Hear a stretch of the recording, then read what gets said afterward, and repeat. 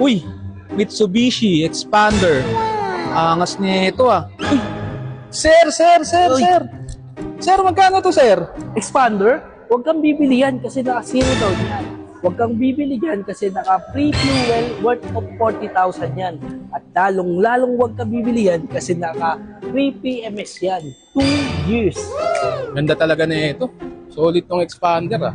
Sir. Tsaka pala, Alam mo bang naka-keyless entry na sa Expander? talaga?